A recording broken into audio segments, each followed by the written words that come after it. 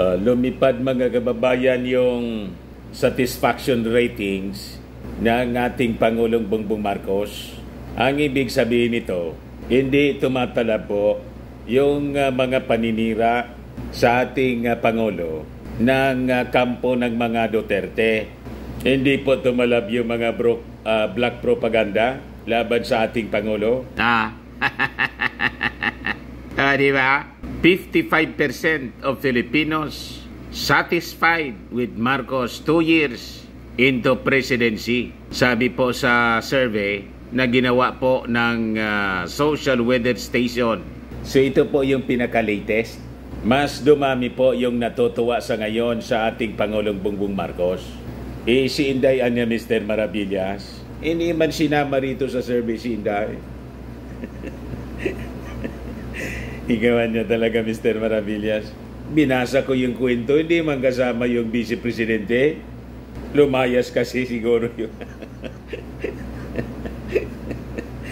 Lumayas as Defense Secretary, pagkatapos lumayas pa sa ating bansa. Kaya hindi na sinama. Hindi lang siya kasama sa kwento ngayon. Inuunti-unti yung release ng SWS. Para siguro may excitement. Hanap buhay man yan ng SWS para abangan mga kababayan ng ating mga mamamayang Filipino. Baka bukas naman yung release para sa Vice Presidente and other officials.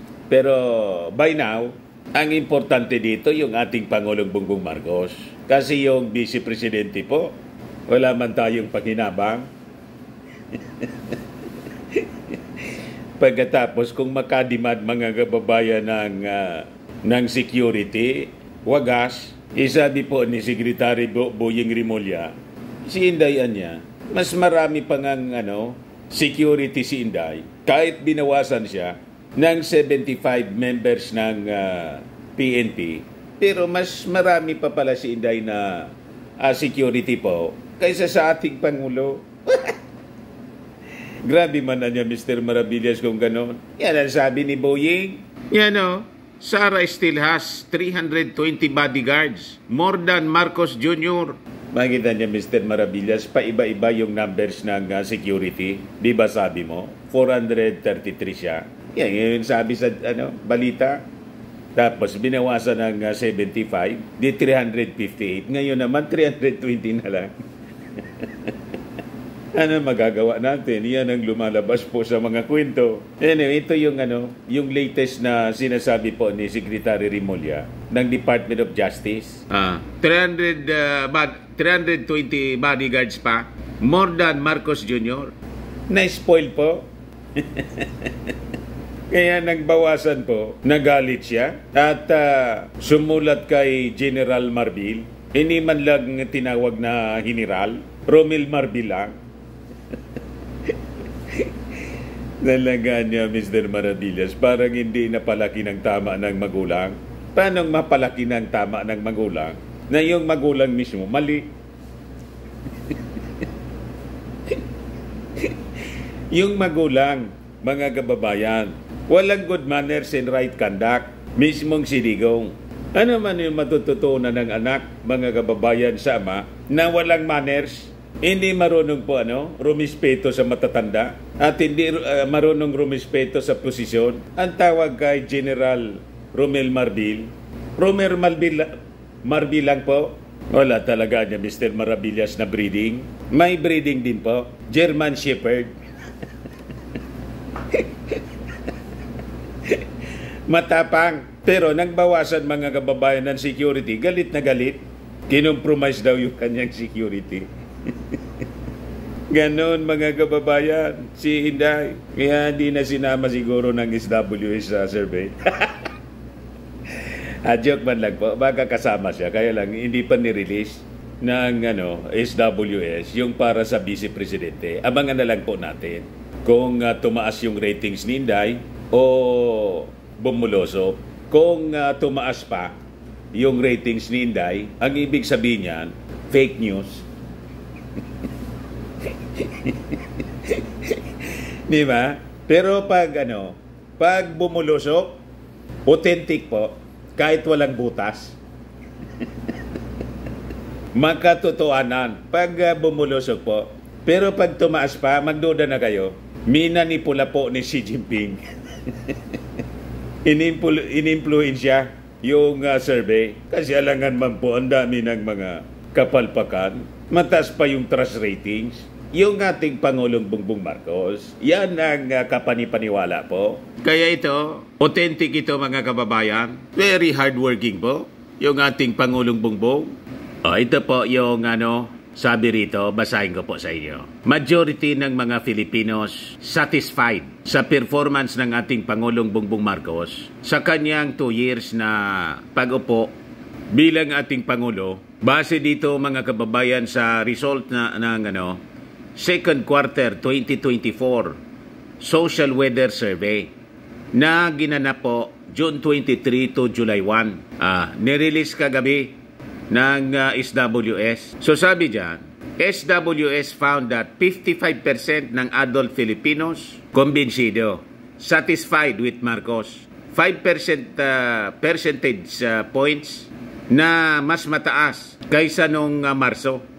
15% undecided, 28% were dissatisfied, for a net satisfaction ratings of positive 27, kung saan 7 points siyang higher kaysa nung nakaraang survey nung Marso. Di ba ayos na ayos mga kababayan? Ito pong survey ito, believable pag yung Pangulong Bongbong mataas. Kasi kitang-kita naman po, kahit nga po yung opposition senator na si Coco Pimentel sa kanyang kontrasona na yon, sabi po ni Coco Pimentel, ang nakita ko niya sa ating Pangulong Bongbong Marcos, kahit magkaiba kami sa pag-solusyon, sa prinsipyo as mga pamamaraan sa pagsolusyon sa mga problema ng ating bansa, pero yung ating Panguluan niya is trying his best. At alam ko niya, from my heart, na mahal ng ating Pangulo ang ating bansa. Di ba? Mga kababayan, yan ang katotohanan niya. Si Pimentel po, dating kaalyado ni Digong. Pero ngayon po, magkaaway na. Inagaw kasi po yung kanyang partido, yung PDP. Talibasa pro-China po. Saan pa man magmana, kundi kay Xi Jinping, mga agaw ng teritoryo.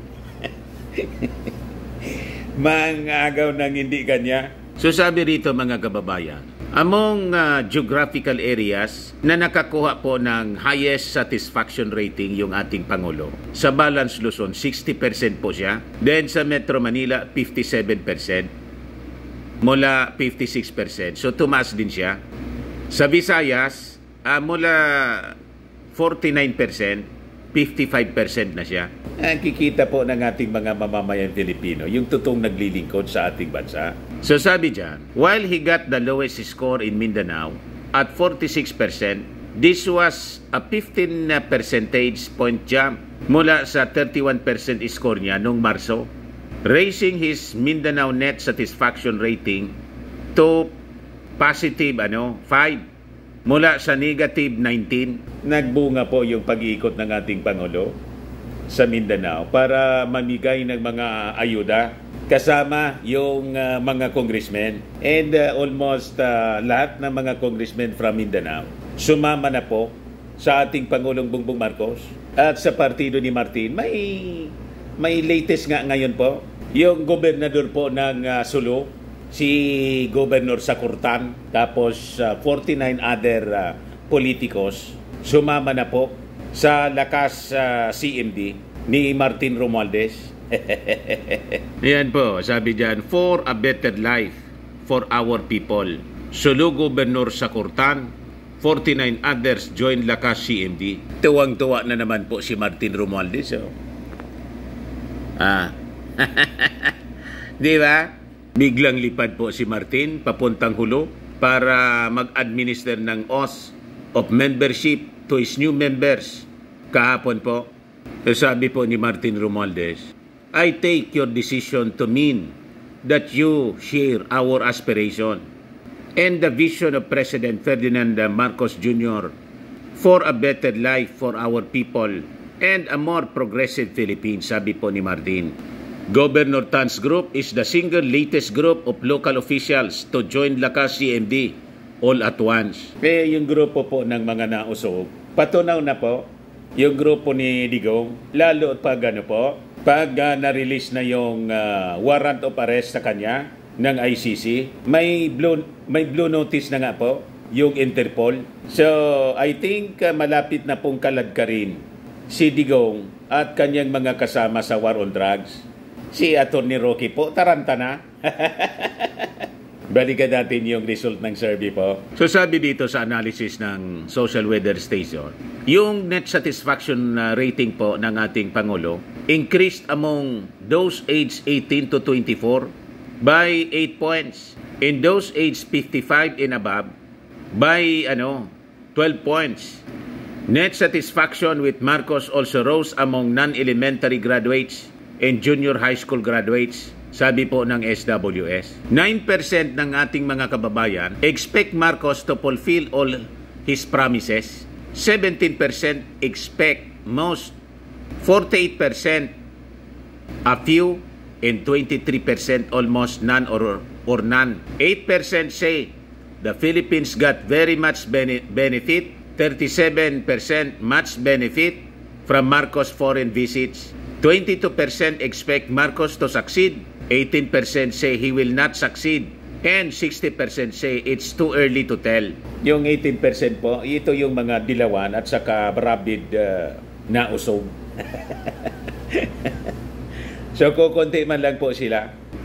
During the survey period, as well as the period between surveys, among the dominant issues were the resignation of Vice President Sara Duterte from the Marcos cabinet, the continued aggression of China in the West Philippine Sea, and the Philippine government's response, and the congressional inquiries into the Philippine offshore gaming operators in suspended Bamban, Tarlac Mayor Alice Goo. Madaling sabi, nagustuhan nila yung pag-resign po ni Inday.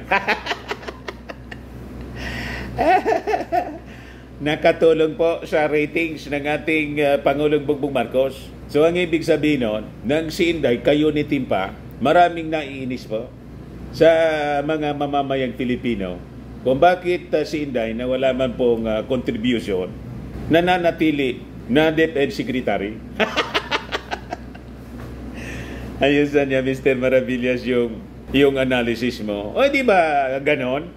Yan po ang factual, truthful and factual analysis natin. Kasi yung survey, ginawa nung mag-resign si Inday, biglang tumaas. Dati mababa. Ang ibig sabihin nun, inis yung mga mamamayang Filipino. Pabigat. Madaling sabi, naging pabigat pa sa ating Pangulo, sa administrasyon niya, yung presence ni Inday. Kaya mabutit umalis si Inday. Isa na, wag na lang siyang bumalik. Di ba? In-interview nga po si Trillanes ni Richard Hidarian. Sabi ni Trillanes po, si Inday po, unfit bilang Vice Presidente. Lalo na siyempre pag Presidente, unfit sa pagiging Vice Presidente. Hindi niya naturuan ng magulang. Sabi ko nga po, anong ituturo ng magulang kay Inday na magandang pag-uugali? Na mismong yung magulang, yung tatay, masama ang ugali. Ito yung interview ni Richard Hidarian kay Trillanes. Sabi ni Trillanes, Sara, unfit for office. Psychologically unfit niya si Inday na mag-serve bilang Vice Presidente. Iparinig ko po sa inyo. Sabi ko nga, well, I'll be honest, I think she's psychologically unfit to hold the office of the Vice President. And doesn't have the wit. Yeah, and doesn't have the wit and charisma of the father. I mean, Digong, we have all met Digong. He's quite a, again, I completely disagree with the guy, but in fairness, he has that political touch, he has that charisma and charm. Marunong siyang mag-deal with different kinds of people. Pero itong mga anak, may mga problema. Nakita mo si Pulong, nakita mo si Sara, nakita mo si Baste. Parang hindi na palaki ng maayos, no? Kumbaga, I'm going to be kind, and nice in this. Hindi na palaki ng maayos. Yan sinasabi natin. Parang hindi anya napalaki ng maayos, sabi ni Trillanes. Paano mapalaki ng maayos? Ngayong mismong magpapalaki, hindi din maayos. Mismo yung tatay, kung ano yung puno, siyang bunga. Yan po sabi sa Luke 6:45. Ang mabuting tao ay kumukuha ng kagalingan sa mabubuting kayamanan ng kanyang puso. At ang masamang tao ay kumukuha ng kasamaan sa masamang kayamanan, sapagkat sa kasaganahan ng puso ay nagsasalita ang kanyang bibig. Masama ang bibig ng tatay, masama ang bibig ng anak. Tambaluslos. Kung ano yung puno, siya yung bunga. Tama po? Ang santol hindi po pwedeng magkabunga ng atis. Tama po? Asa pa kayo, kaya sabi ni Trillanes, unfit niya, hindi na palaki ng tama. Kasi wala man pong magulang na magpapalaki sa kanya ng tama. Pamilya niya wasak. Tatay niya may asawang iba. Walang manners. Kaya pati yung kanilang mga followers, mga kababayan, wala ding manners. Masasama din ang ugali. Masasama din ang bibig. Tingnan ninyo po, yung mga supporters nila na magre-react dito po, siguradong pagmumurahin din ako. Di ba? Kasi yung natingala nila sa kanyang leader, masamang pananalita, masamang bibig, masamang puso, masamang pang-uugali. Kaya nga po, hindi ko pinapansin yung mga buzzers nating DDS. Kasi bakit natin papatulan ang mga ganyang uri ng tao? Ile-level natin ang ating pagkatao sa pagkatao nilang bulok. Di ba? Kaya tingnan ninyo yung mga kasama nila. Tulad ni abogado siya, si Attorney Roque. Ganon din kung magsalita. Masama kung magsalita kasi masama yung kanilang kalooban. Pag masama yung puso, masama yung kalooban, yun daw ang lalabas sa iyong bibig.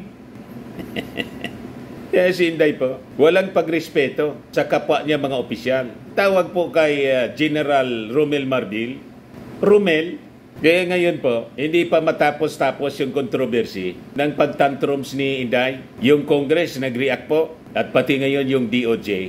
Sabi po ni Secretary Crispin Rimulya, no big deal niya yung pagtanggal ng pagbawas sa kanya ng security.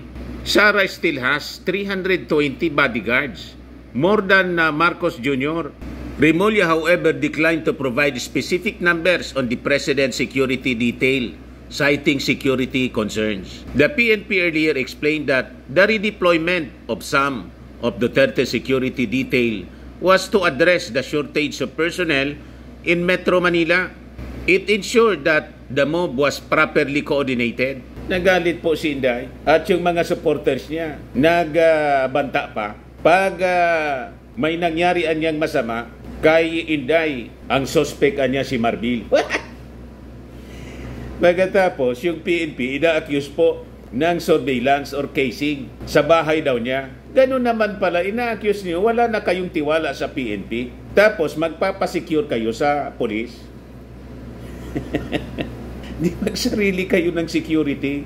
Kaya sa banat mga kababayan ni Inday, sa PNP, ayun, yung Congress po, hindi nagustuhan ang mga sinasabi ni Inday. Marami na mga congressmen yung nagsalita. Ang latest ngayon po si Congressman Suarez. Sabi ni Congressman Suarez ng Quezon, let him do his thing. Yan po sabi po ni Congressman David J.J. Suarez ng 2nd District ng Quezon, House Deputy Speaker.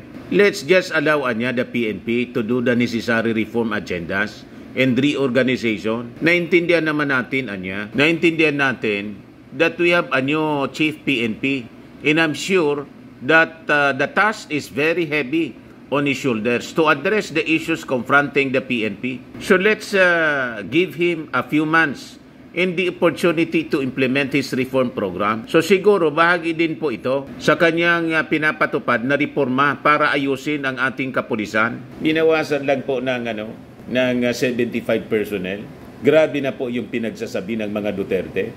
Inaaway na po pati yung general. Hindi man lang irespeto yung ranggo at yung edad niya. 55 years old na po si General Romel Marbil. Matanda na sa kanya. Sabihin pa siya yung vice presidente. Pero she has to respect the position ng ating PNP Director General. Di ba pwedeng tawagin niyang General Mardil? Talagang Romel, sabi nga masyadong nakakalalaki. Babaeng nakakalalaki, masyadong bully po. Tapos pinalalabas nila, inaapi si Inday, inaapi ng ating Pangulong Bongbong. Maniwala sa inyo. Yung ating mga mamamayang Pilipino, pwede maniwala sa mga propaganda nila. Ang ebidensya, ang mataas na ratings ng ating Pangulong Bongbong Marcos matapos na mag-resign si Inday sa DepEd Secretary. Sa mga naghanap ng malinis and spacious fitness gym, pumunta lang po kayo sa aming Colossal Fitness Gym. We also offer Grab Car Rental with our brand new 2023 model ng Toyota Innova. We also accept booking for those who are planning to travel via PAL, Cebu Pacific, and other airline companies, local and international, and bills payment for Meralco Bills, Aleco Bills, PLDT, etc. Ang Colossal Fitness Gym is located at 3rd floor Security Bank Building, Landco Business Park, Legazpi City, Albay. For inquiries, look for Chilon Maravillas, contact number 0966-802-0949. Ito po yung aming Innova. Lagi na pong matao sa amin. Yan po yung aming mga bagong clients. Yan po mga British tourist. Ito naman po international. Na-set up na rin yung aming mga bagong gym equipment. May treadmill na rin po kami. Ito naman po yung bagong product naming binibenta online, iGlow Serum. Whitening po siya, made in South Korea. Tingnan ninyo ang epekto sa aking anak na architect entrepreneur, Chris Maravillas. Sa mga inquiries ninyo, dumiretso na lang kayo sa kanyang messenger sa Facebook, Chris Maravillas. Ito naman po, Fairmax Firming and Lifting Cream. Pinapahid po ito sa mga pulses in affected area. Mainam po ito sa mga pains at mga paninigas na mga kaso-kasuan. Ito po, Automax Radiant Serum. Sa mukha naman yung application. Anti-aging po siya. You will look 10 years younger than your age. Sa mga cancer patients naman po, baka lang gusto ninyo itong itry. Hindi siya red mix fruit drink. Hindi man po siya gamot. Food supplement siya. Kaya lang, gawa siya mga kababayan sa goji berry. Ang goji berry may anti-cancer properties. O ngayon, yung mga inquiries po ninyo, dumiretso na lang kayo sa aming messenger sa Facebook para masagot namin agad. Ayos po? Ayos. Ayan man lang po, mga kababayan. Bye-bye.